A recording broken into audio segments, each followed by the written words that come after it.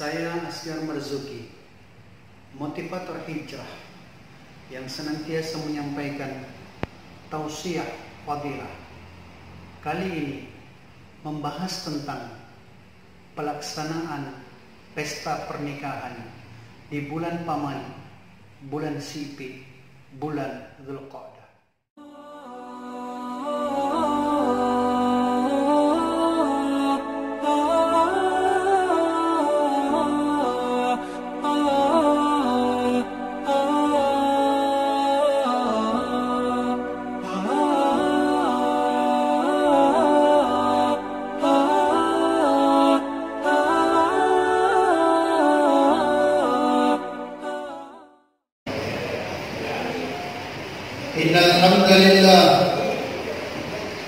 Innal hamdalillah al-fattalil alim alladhi khalaqal insana fi ahsani taqwim. Nashhadu an la ilaha illallah wahidul hakim wa nashhadu anna Muhammadan abduhu wa rasuluhu ar-ra'ufur rahim. Allahumma salli wa sallim wa barik ala Muhammad wa ala alihi wa ashabihi wa man tabi'ahum bi ihsanin ila yaumiddin. Ikhwani fillah, ayyuhal hadirun, berbilang beberapa hari ke depan kita akan masuk kepada bulan Syawal, bulan di mana banyak berkembang tentang ungkapan-ungkapan yang akan kita buktikan dalam pengajian ini, tentang argumen-argumen yang bahkan banyak dipegangi, dan semoga majelis ini menjadi sebab meluruskan pemahaman kita sama-sama. Yang dimuliakan Allah Subhanahu wa taala, sering kita dengarkan, bahkan terjadi dalam masyarakat kita, ketika masuk bulan Dzulqa'dah, maka sangat jarang sekali, bahkan ada yang menyatakan bahwasanya bulan itu adalah bulan Sipi, bulan Pamali, bulan di mana orang-orang enggan, bahkan kemudian mengurungkan niat untuk melangsungkan walimatul urs, untuk melangsungkan daripada pesta pernikahan. Yang dimuliakan Allah Subhanahu wa taala, ternyata terjawab juga pada saat bulan Syawal, terlebih lagi di akhir bulan Syawal, berjubel banyak sekali datang undangan-undangan walimahan diadakan daripada pengantinan dan sebagainya. Ternyata mereka takut jangan sampai melintas kepada bulan Dzulqa'dah. Yang dimuliakan Allah Subhanahu wa taala, kalau kita sama-sama mengkaji dan menelusuri daripada Al-Quran, akan terjawab. Karena kita juga tidak akan mungkin untuk menjudge seketika orang-orang yang ada di sekitar kita, apalagi kalau kemudian menganggap diri kita sok suci sehingga menjatuhkan hukum kepada mereka haram, hurafat, ta'yul, sesat, neraka, pemanaubillah. Kita bukan siapa-siapa, itu bukan wilayah kita, tetapi kita luruskan semua berdasarkan dalil, berdasarkan daripada Al-Quran, hadis, ataupun juga antar.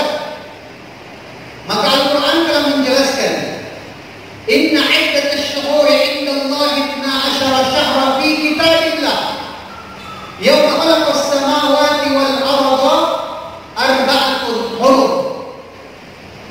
Apakah benar bulan Dzulqa'dah ini adalah bulan Pamali, bulan Sipi, bulan yang tidak boleh kita langsungkan daripada walimatul urs? Al-Quran telah menjelaskan, Inna iddatash syuhuri indallahi 12. Ternyata di dalam Al-Quran telah dijelaskan bahwasanya telah ditetapkan oleh Allah dari 12 bulan itu arba'atul hurum. Ada 4 bulan haram, ada 4 bulan suci, bulan yang telah dimuliakan oleh Allah,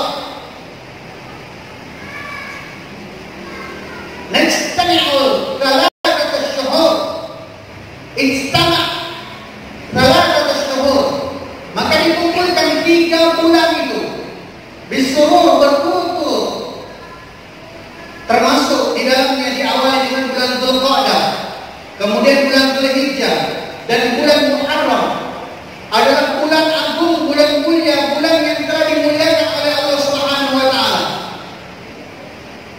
Maka kalau saja Al-Quran sudah menyatakan bahwasanya bulan Dzulqa'dah ini adalah bulan mulia, sebenarnya tanpa mengkaji lebih jauh lagi sudah cukup sebenarnya terbantah daripada kefahaman-kefahaman kita yang tidak mau melangsungkan walimatul urs di bulan Dzulqa'dah. Baru satu ayat saja dinyatakan bahwasanya bulan Dzulqa'dah ini adalah bulan mulia, bulan suci, bulan yang telah dipilih oleh Allah Subhanahu wa taala. Maka kalau dari segi pandangan etimologisnya, dari segi pemahaman bahasanya, Dzulqa'dah ini terdiri dari dua kata, yakni Dzu dan Qa'adah. Dzu ini adalah kepemilikan, Qa'adah ini adalah kedudukan. Tetapi kalau kita membuka daripada kitab Al-Munawwir, kita akan menemukan kata duduk itu dari 150 cabang kata. Banyak sekali. Ada jalasa, ada waqafa, ada qa'ada, dan masih banyak sekali daripada pengertian kata duduk. Dan dari kata duduk itu sendiri sudah akan kemudian bisa menerangkan keadaan duduknya itu, sehingga nanti akan ditarik pengertian dalam terminologinya. Apakah dia menggunakan jalasa, waqafa, qa'ada, ataupun kata-kata yang lain, nanti dilihat. Kalau jalasa, maka duduknya itu tidak perlu tahu kita bagaimana modelnya. Yang penting dia duduk saja. Tetapi kalau qa'ada, maka ini adalah duduk yang penuh adat. Sehingga Masya Allah, ada keterkaitan satu sama lain dari perjalanan hidup kita, dari semua bulan-bulan yang telah kita lalui. Semisal kita telah berada dalam bulan Syawal ini, maka Masya Allah, ternyata sejak bulan Rajab, Sya'ban, Ramadan, Syawal sampai kepada bulan Dzulqa'dah ini ada keterkaitan satu sama lain dengan kemuliaannya. Maka tidak serta-merta orang akan mendapatkan kemuliaan bulan Dzulqa'dah kalau dia tidak takjub sejak bulan Rajab. Kalau dia tidak mendatangkan rasa berhajat, dia tidak mendatangkan rasa rindu di dalam dirinya, rasa roja dalam dirinya ketika bulan Sya'ban untuk sempurnakan amalnya di bulan Ramadan, sehingga dia diberi taufik di bulan Syawal meningkatkan amalannya. Kenapa? Karena Dzulqa'dah ini adalah satu bulan yang memiliki kedudukan, dan duduknya itu adalah qa'adah. Bagaimana duduknya qa'adah ini adalah seperti mana duduknya Rasulullah SAW ketika pertama kali akan menerima daripada wahyu. Maka duduknya itu seperti duduk iftirash, berhadapan dengan Jibril alaihi salatu wassalam, bertemu lutut beliau sallallahu alaihi wasallam dengan Jibril alaihi salatu wassalam. Inilah duduknya qa'adah. Bukan duduk sembarangan, duduk yang penuh adab sebagai seorang hamba untuk kemudian diterima semua permohonan-permohonannya. Maka permohonan-permohonan akan sampai ke langit, akan tembus menembus kepada arsy ilahi. Kalau tadi sejak bulan Rajab, Sya'ban, Ramadan, Syawal itu kita menjadikan sebagai satu paket yang saling berkaitan satu sama lain. Maka Masya Allah, ketika tiba bulan Dzulqa'dah, maka orang-orang akan kemudian menjadi mustajibul doa, akan diijabah doanya oleh Allah Subhanahu wa taala. Sehingga kesempatan kita berbilang beberapa hari di akhir bulan Syawal ini, kita mau sempurnakan puasa Syawal kita, sehingga begitu masuk bulan Dzulqa'dah, kita tinggal mengangkat tangan, curahkan hati kita kepada Allah, sampaikan rencana-rencana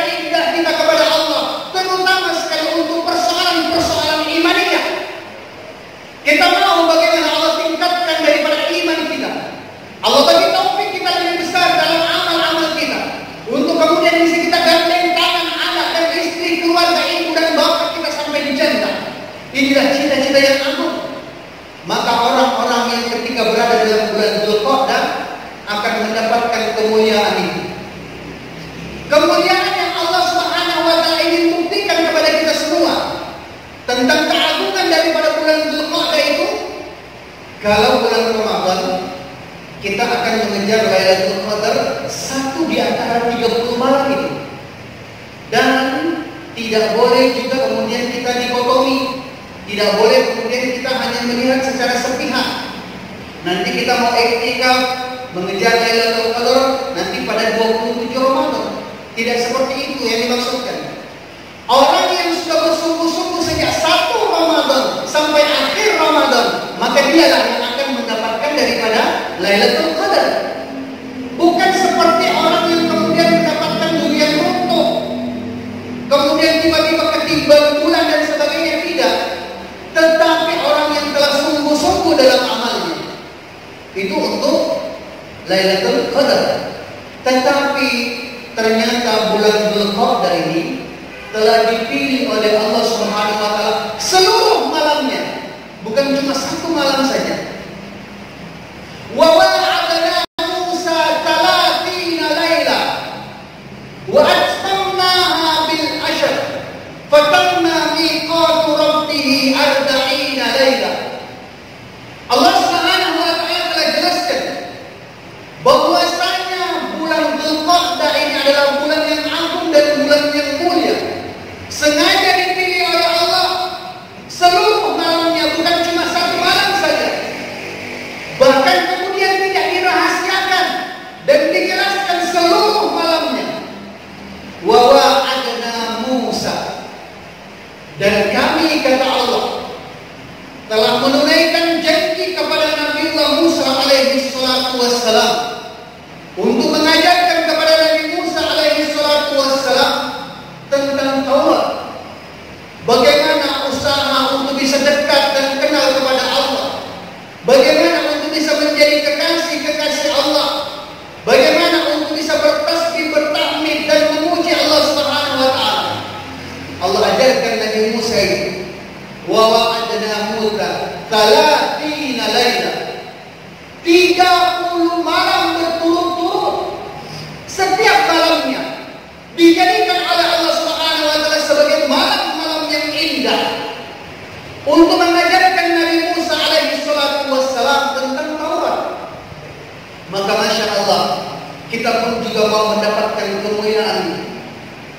Kemudian kita mau mengangkat kedua tangan kita, bermunajat kepada Allah Subhanahu wa taala, memohon kepada Allah Subhanahu wa taala, menceritakan masalah-masalah kita kepada Allah. Yang dimuliakan Allah Subhanahu wa taala, ada keterkaitan lagi antara bulan Dzulqa'dah dengan bulan Dzulhijjah sampai kemudian masuk kepada bulan Muharram nanti. Di mana letak keterkaitannya dengan bulan Dzulhijjah? Letak keterkaitannya adalah 30 laila wa atmamnaha bil ashr. Kemudian Allah Subhanahu wa taala menjelaskan wa atmamnaha, dan aku aku sempurnakan bil ashr, ditambah 10 hari setelah bulan Dzulqa'dah.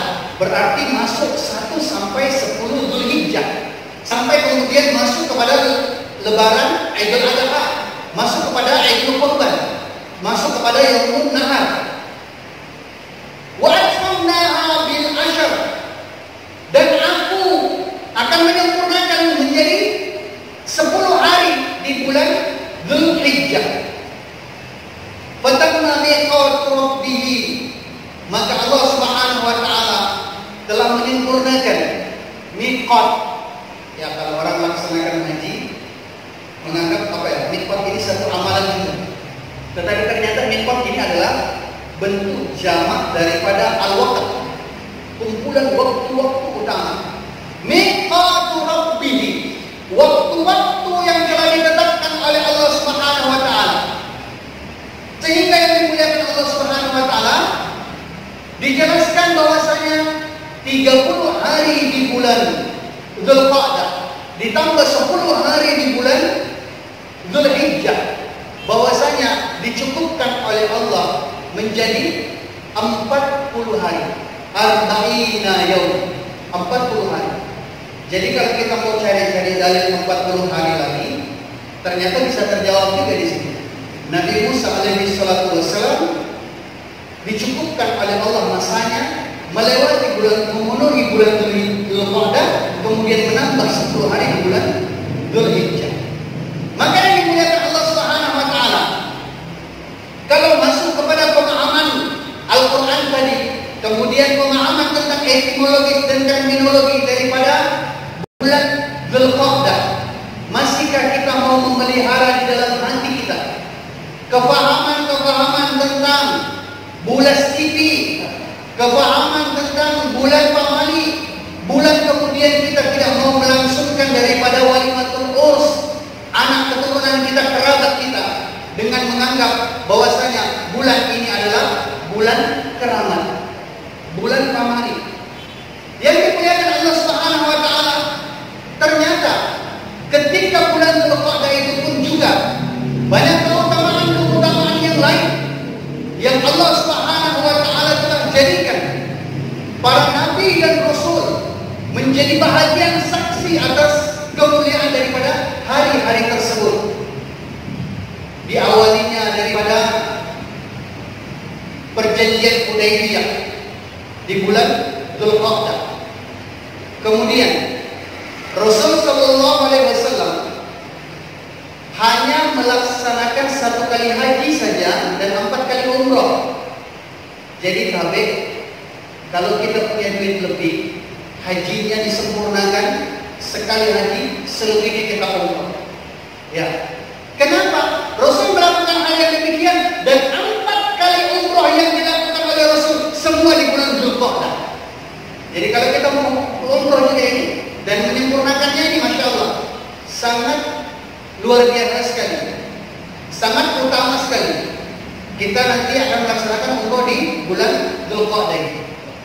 Kemudian yang dimuliakan Allah Subhanahu wa taala, Rasul sallallahu alaihi wasallam sendiri juga, yang mana ketika beliau sallallahu alaihi wasallam sebelum hadir, sebelum kemudian dijadikan oleh Allah Subhanahu wa taala sebagai nabi dan rasul, orang-orang jahiliyah pada zaman itu juga percaya dan tidak mau melakukan pesta pernikahan ketika bulan Dzulqa'dah.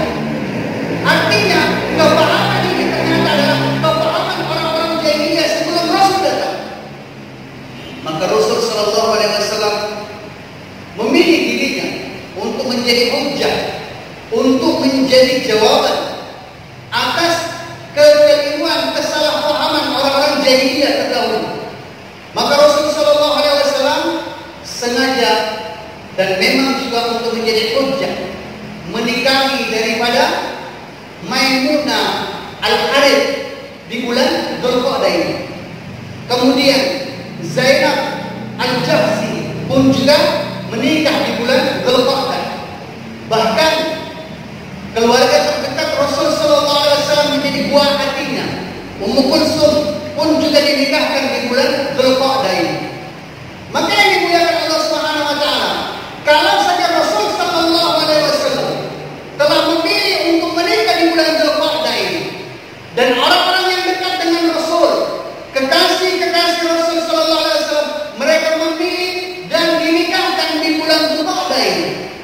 Sekali lagi, masihkah kita mau memilih, masihkah kita mau memelihara perasaan-perasaan kita, pemahaman-pemahaman kita tentang pamalinya menikah di bulan Dzulqa'dah, sehingga yang dimuliakan Allah Subhanahu wa taala, ternyata kalau Al-Qur'an sudah menjelaskan demikian, dari pandangan bahasa pun juga sudah menjelaskan demikian, dan sirah perjalanan Nabi dan Rasul pun juga sudah cukup untuk menjadi jawaban atas kepahaman-kepahaman kita, maka kita mau sosialisasikan.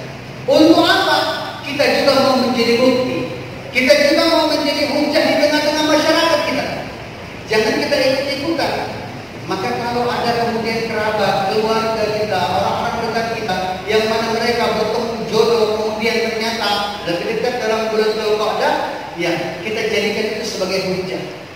Kita menikahkan mereka, kita langsungkan pernikahan mereka di bulan Dzulqa'dah, sehingga lambat laun akan mencair suasana ini, lambat laun akan tersosialisasi dan akan terbuka mata zahir dan mata batin daripada umat ini. bulan Dzulqa'dah yang hari ini terkadang mungkin kita masih menganggap sebagai bulan pamali, bulan siti, bulan yang dimana orang tidak boleh melaksanakan daripada walimatul urs. Semoga bisa terjawab bahwasanya ini adalah bulan yang mulia, dan hanya akan lebih terjawab lagi kalau kita menjadikan diri kita sebagai hujjah. Artinya ada kerabat kita, anak kita, orang-orang dekat kita yang banyak walimah, kita memilih bulan Dzulhijjah, Dzulqa'dah itu sebagai tempat pelaksanaannya, supaya terbuka mata zahir dan mata batin orang-orang di sekitar kita. Tetapi tidak akan datang kekuatan dalam diri kita kalau tidak berkorban atas agama. Maka kunci kekuatan dan kepahaman atas agama, kekuatan untuk mengamalkan agama dan kepahaman atas agama ini dengan senantiasa kita berkorban atas agama. Maka kita senantiasa diminta pengorbanan untuk kemudian kita sempurnakan pengorbanan kita untuk agama Allah. Insyaallah kita semua niat insyaallah. Al-haqqu min rabbik fala takunanna minal mumtarin. Kebenaran pasti dan hanyalah milik Allah. Subhanakallahumma wa bihamdika nashhadu an la ilaha illa anta nastaghfiruka wa natubu ilaik. Subhana rabbika rabbil izzati amma yasifun. Wassalamu alal mursalin. Walhamdulillahi rabbil alamin. Wassalamu alaikum warahmatullahi wabarakatuh.